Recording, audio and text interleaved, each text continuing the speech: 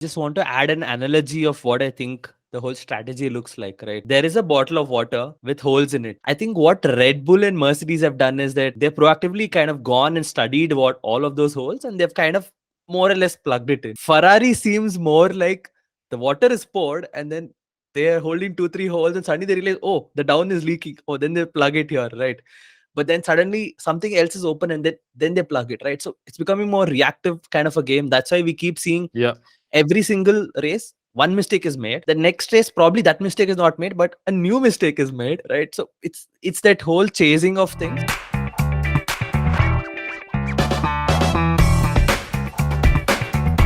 What a race. Must say Mercedes, right?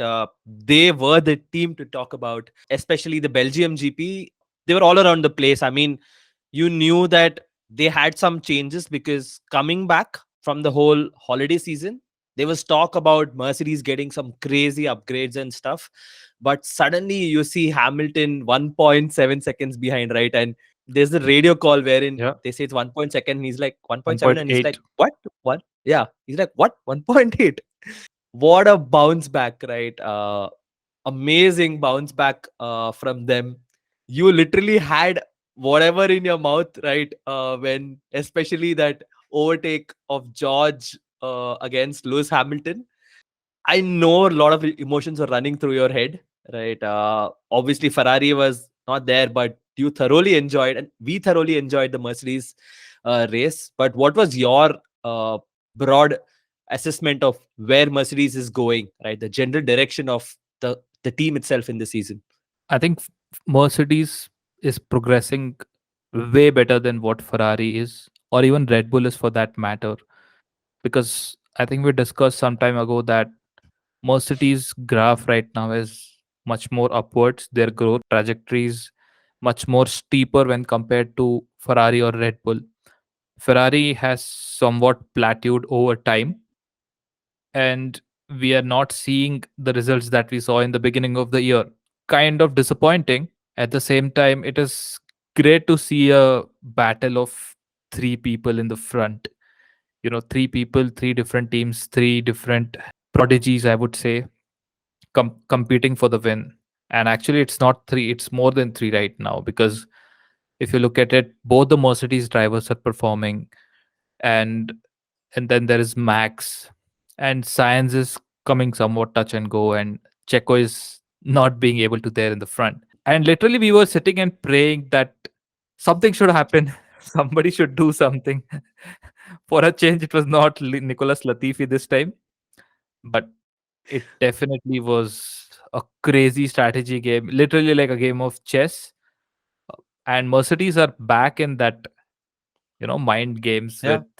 with Red Bull. But in the end, Red Bull survived and they thrived. But there was a controversial call, right? From Russell himself. He was literally signaling to the Williams to kind of just move out of his way, and suddenly all of them go into the pit, right? And then he kind of screams saying, I want soft, I want soft, I want soft, right? And that call was, I mean, the minute we saw him pitting for softs, you definitely knew that Hamilton was like would be fuming because they couldn't pit two people, they had to pit only one, right? And Hamilton was left out on mediums, right, to fend for himself. He was literally that rat that was just hanging, and everyone knew that it could be eaten, right? It's the exact same situation I had, like glimpses of Charles Leclerc in Silverstone, right, where he was literally left out and he was like clueless. He knew that he's going to get chucked out, right? Eaten And up. everyone swallowed him. Yeah. But Yeah. I think the approaches of what Charles Leclerc had in that moment, right, versus what Hamilton had in this moment, I think Hamilton was just in the heat of moment. He really said something, right, not expected of a driver from his caliber. But obviously, you can expect that. Look, it's the heat of the race. He's not got wins that he's always got every year. He's not got one single win as of today, right? So heat of the moment, well done. But I think Toto explained the strategy, saying that they could have picked only one car, right, and whatever they went to was the best strategy option, despite Red Bull having only one car at the start. So they couldn't really play the strategy game to their full extent, but somehow they just pulled it off. Absolutely agree. I think beyond a point, it became like Checo is just there for data collection for next year. And that's what they even said, right? I mean, at this point, it doesn't make sense if Sergio can, go in front and only like luck or a miracle could kind of get him to the front. But he had already lost track positions and he was falling behind. And on the other hand, the whole strategy with Max Verstappen, whatever was going on, at one point we thought that, damn, Mercedes has the upper hand and they can easily pull it off. But thanks to the safety cars, etc., and Red Bull strategy reaction, it was quite fast. I mean, hats off once again to Hannah Schmitz, who got a lot of unwanted flack saying that Helmut Marko called Yuki Tsunoda to stop in middle of the track. The incident was quite bizarre, actually. I mean, the wheel being fitted wrongly, and then he going and stopping. Then the team saying that, hey, it's fine. Then he goes one more lap, and he says, hey, it's not fine. He comes back. They again fit his tires, and they check for his seat belt. Like, what is happening? Very bizarre incident, and for sure it raised eyebrows as to like what is happening here. But then, all in all, such a happening race, especially in the second half. It became incredibly fun to watch. Red Bull didn't put one step wrong, right? Leave Perez out of the way.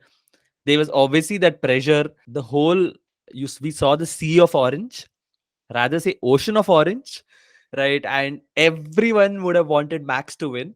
And it almost felt like the gods had conspired, right? Everyone, all of the two safety cars that came out, the strategy screw up that's happened, right? Literally felt that the universe had conspired to help Max win, and that's what happened. And they didn't put one step wrong. I actually wouldn't agree fully that they didn't put one step wrong, because Mercedes' strategy overall was better and hearts were working for them much better than they expected. And they definitely were better in strategy, but the kind of bounce back Red Bull did in the later half of the second half of the race on lap 457, whatever happened. I mean, that was epic. And Hamilton being not being able to pit for soft tires.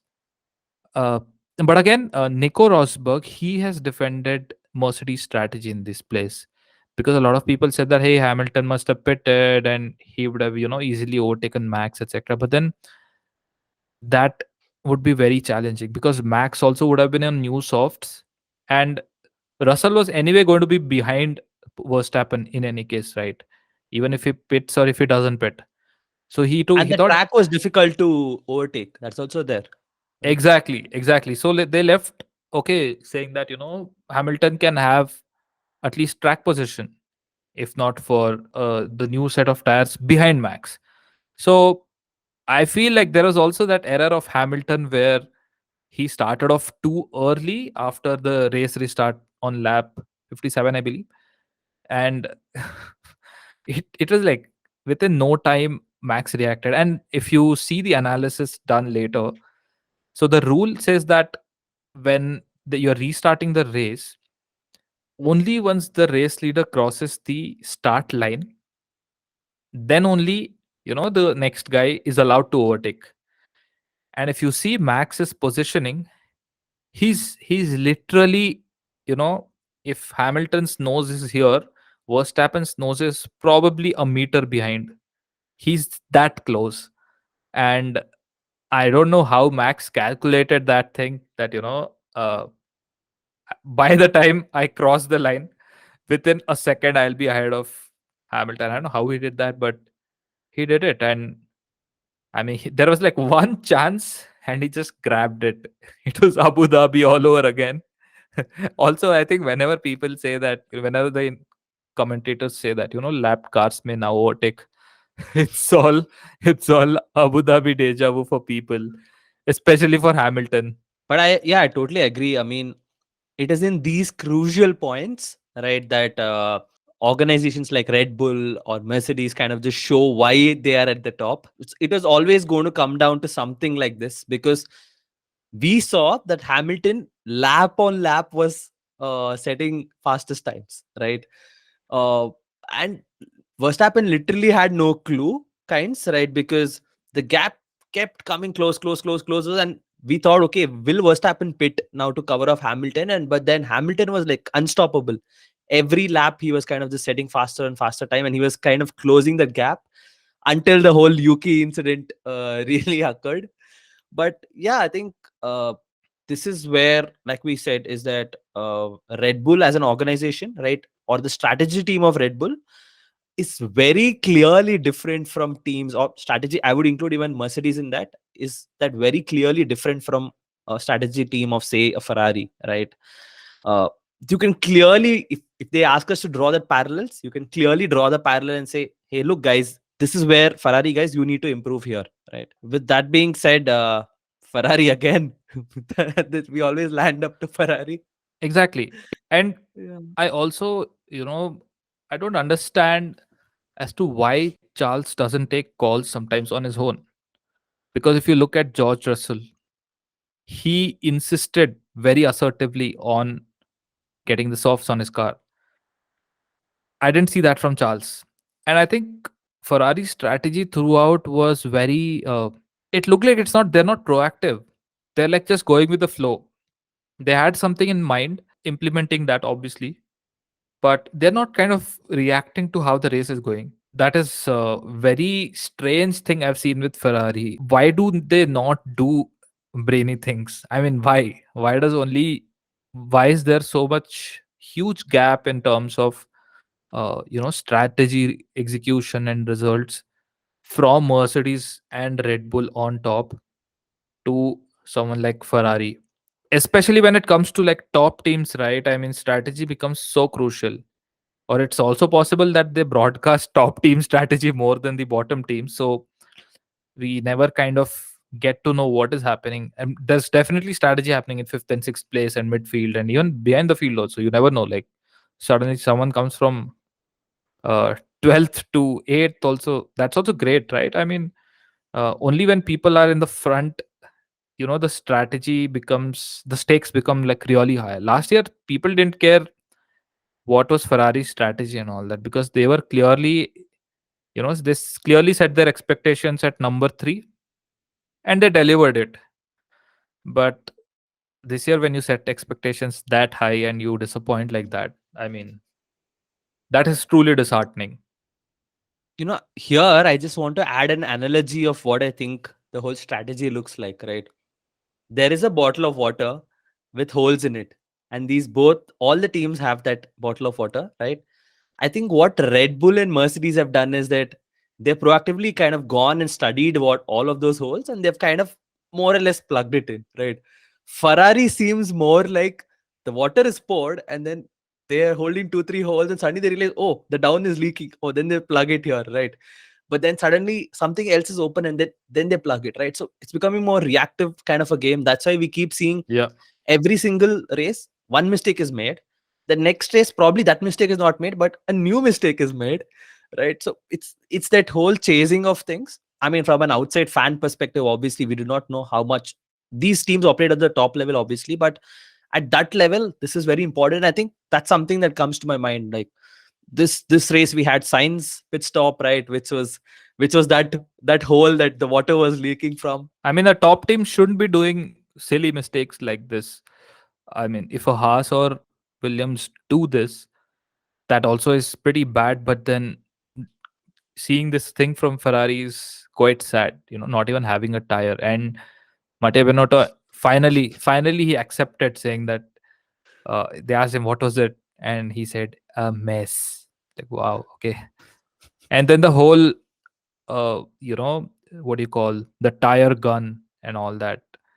I mean, what is happening at Ferrari? It is true that uh, something is truly not working cohesively. There's maybe a lack of leadership or a lack of clear direction where they need to go, right? And I think they don't realize, or maybe they do realize that they are one of the top teams right now, and but then the direction from the top leaders is not being given, that this is what we need to do to beat those two guys. And I think Ferrari is a very passionate team, right? But I don't know, somehow the passion does not reflect when it comes to the strategy, etc. We definitely have seen the drivers being super passionate, and the saddest part right now is that their car is not the best anymore this season. The car was best in the first half of the season, but they had insane amount of reliability issues. By the time they ironed out reliability, Mercedes has just, you know they have like cut down porpoising, and they've come up with a better upgraded car. And now it would be a very hard game between Mercedes and Ferrari. I mean, Mercedes is looking like a clear winner. I'm not saying from my gut instinct, but I'm saying from the past trends that we have seen. And people are saying, hey, Mercedes is back. But yesterday, Jolan Palmer said that, Mercedes are back like long time ago. If you look at Belgium, Belgium, we saw Russell overtaking Carlos. Although they didn't have quali pace, they had race pace.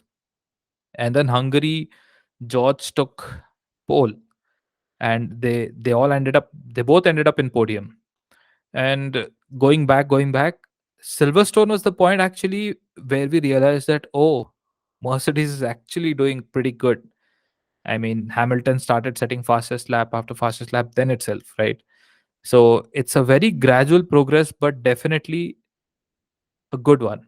So yeah, I mean, now the season is anybody's. I won't be surprised if uh, Mercedes starts even closing gap to even Red Bull. Obviously, they're like far ahead at some 500 some points, 511 points, but then uh, they could leave Ferrari behind. When we're talking about people leaving behind each other, in the midfield, there are two drivers that have clearly left behind everyone else. And I feel, from a general observation perspective, not from an exact data perspective, is that Norris and Alonso, right?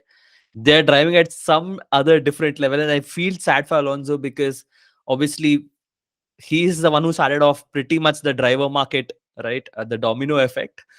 But I'm not sure what he can do with the next year's car. But at least this year with that Alpine, man is on fire. Norris is on fire. And I think then there is this whole big gap, right, in terms of the rest of the people, right? There is these top people, then there is this midfield ish, right? I'd still put Carlos and Perez in this midfield thingy. I mean, in terms of driver ability, right? Even though they have a better car, but yeah, I mean, the midfield was pretty much like was there this race. Not really something that we could speak about, right? Much, but it's pretty much the strategy. Thanks to the two amazing safety car restarts, we must thank Bottas. Bottas, if you're watching, thank you so much for providing that normal fan a good race. Thank you, Yuki, right? And obviously the strategy teams. As you spoke about Checo and Sainz, I think Checo had a little forgettable kind of race, and Sainz had the more forgettable race of the lot, most probably because he was just disappointed. And Carlos is not a guy who actually swears on team radios, etc. Right? But he was like, "Oh my god!" I mean, Those three words are equivalent to some 100 swears, right? although I feel Checo is much more experienced, but Carlos, I believe, he's still in his prime, and there is some more of his prime left in him. So I would see him doing better with Ferrari now than Checo is doing with Red Bull. That is only based on driver competency. But then I'm not even like talking about Ferrari strategy and things like that. So I feel like had Sainz been like second driver at Red Bull, he would have been much more ahead of Charles at this moment. He would have been at 250 points or something. Max would have been at 310 points. Uh, because I truly believe that Carlos is still hitting his prime. He's also young, right? I mean, Perez is way beyond his prime, but then he's doing a good job. I still feel that, uh, Sainz in a Red Bull would do much better job than Checo in a Ferrari. Again, Toto Wolff was quite happy. this weekend about Mercedes' performance. And although things didn't go the way they wanted it to be for Lewis, especially, Toto didn't have anything but smiles on his face at the end of race, because the smile said that, we have arrived. They definitely have arrived, and they have arrived in style. Although uh, a 1-2 finish would have been like fairy tale for them, but it didn't happen. Do you think they will be close in Monza? We probably know that Verstappen would pretty much take Monza by storm unless and until some other DNF thing happens, right?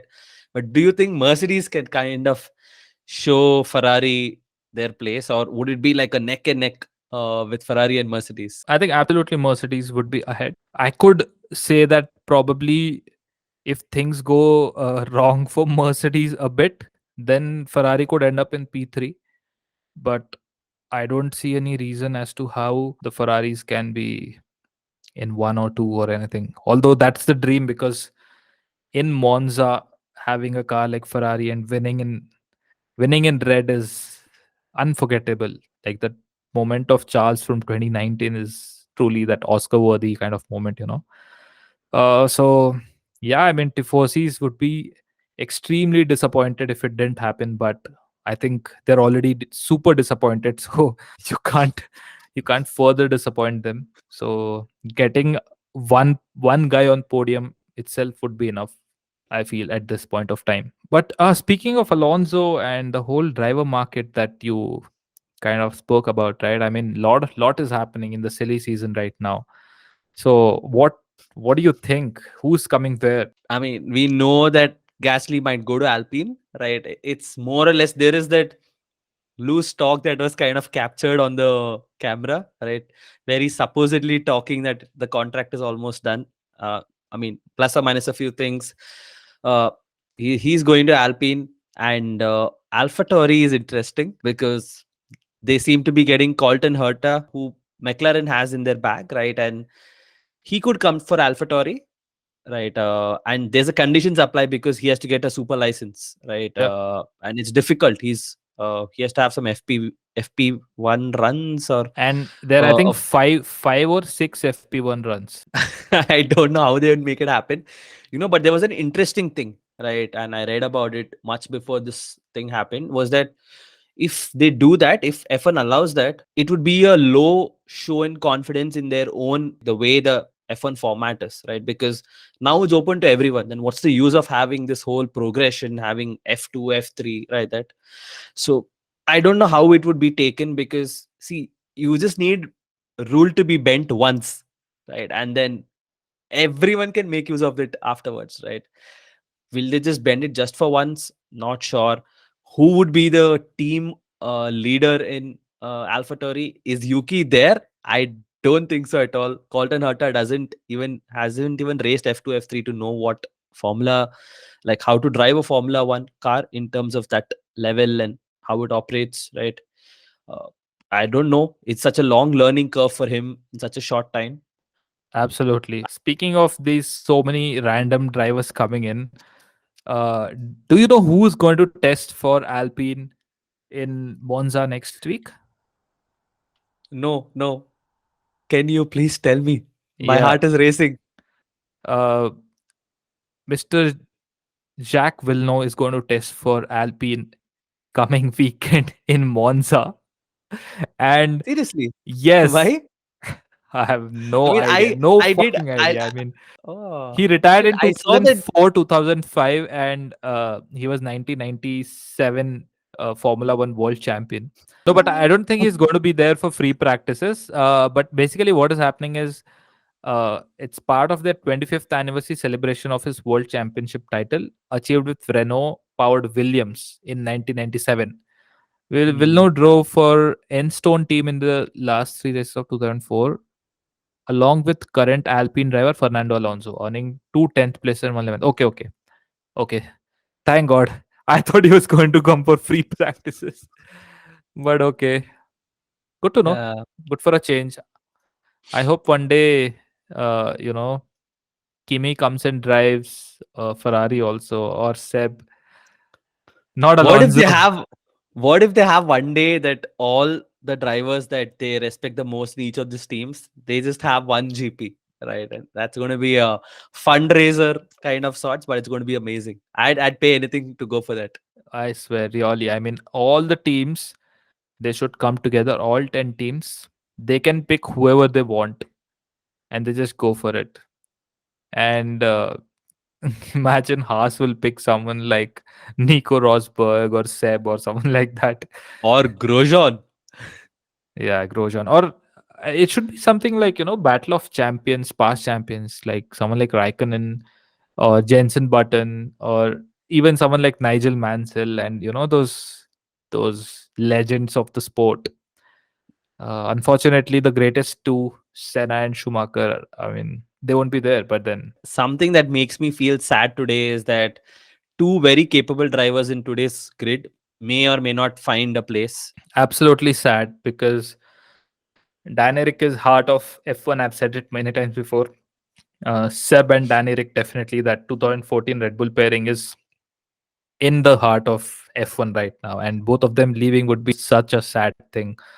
And Mick Schumacher, another super wholesome character. I don't know what is happening to him. I mean, he did decent in the quali, but definitely his performance are not yet worthy of a seat next year. So I think he definitely needs to get a couple more top 10 finishes, at least two or three, to help him secure that seat.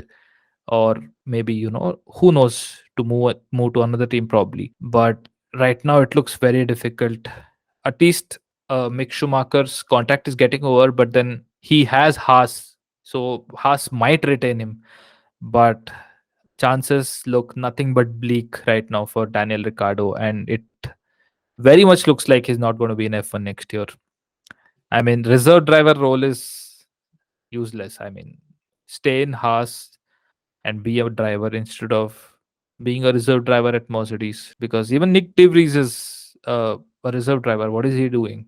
Nothing. Just post match interviews. It's so sad. I mean, so many deserving people don't get into F1, and Oscar Piastri took like 2 years to get into F1, and Nick DeVries is still waiting, and Felipe Drugovich, who is the current F2 champion, easily leading the championship by almost double the points than anyone else.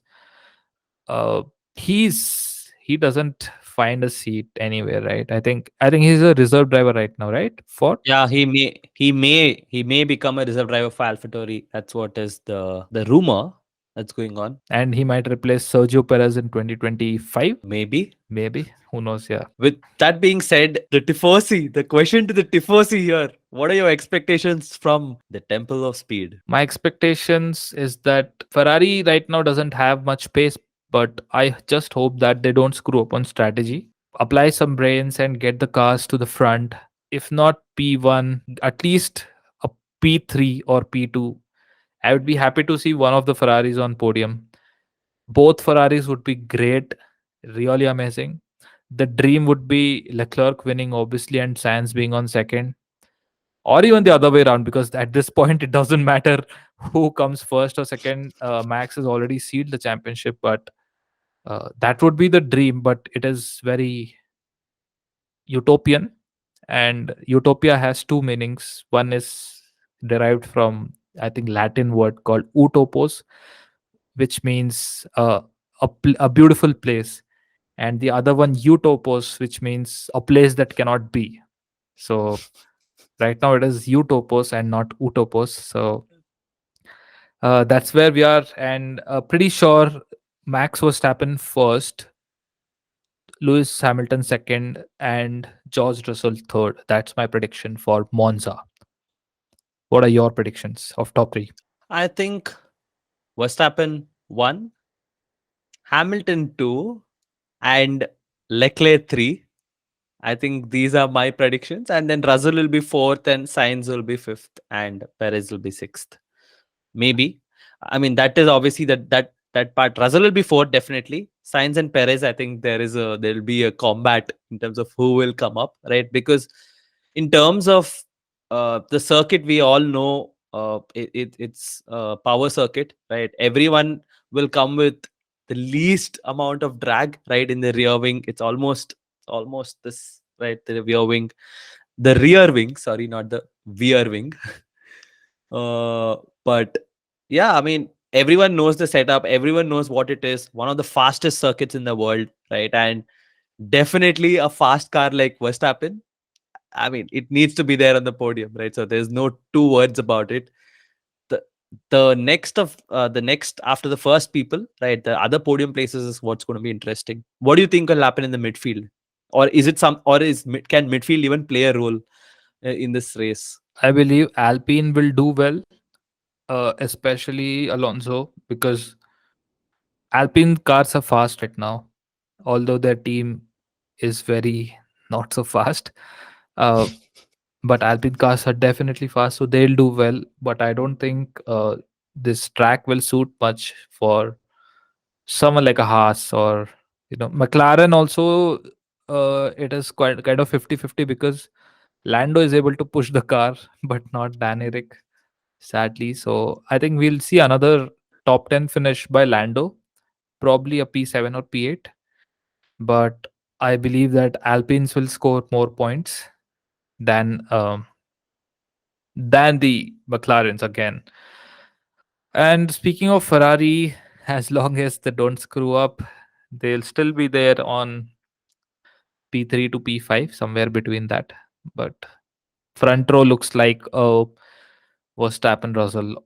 I mean, anything can happen, like probably Max has been on a winning streak, and I mean, you can't be perfect always. You never know. Anything can happen. So, not that I'm jinxing it or anything, but then that's the way it is.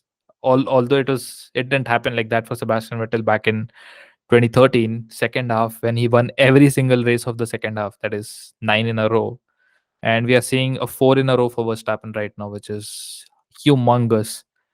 And it might even be 5. Looks like it. But yeah, that's that. And what else? Any other hot news right now? There's no hot news. It's just a simple prayer as a kind of a fan of Ferrari, right? And my hope is that the light behind you, the red light behind you, only glows more after the next week's race, right? Yeah, and hopefully it kind of does not diminish, right? More. But yeah, with that simple prayer, right, in our hearts, let's have a 1 minute prayer for that. A wing and a prayer. That's the answer when somebody asks, how is it to be a Ferrari fan? So Yeah. that's our review of Zandvoort and our preview of Monza. Keep watching the Right Now show and subscribe to our channel and share it with your friends and family, and just let us know what you think, guys. What do you think of us? Because we have been seeing some increase in the footfalls in the past few days, and we are more than happy. And we can't wait to create extremely amazing content for you all in our shorts as well as in podcast. So here is an offering to fans by fans. Keep watching F1, keep watching the Right Now show.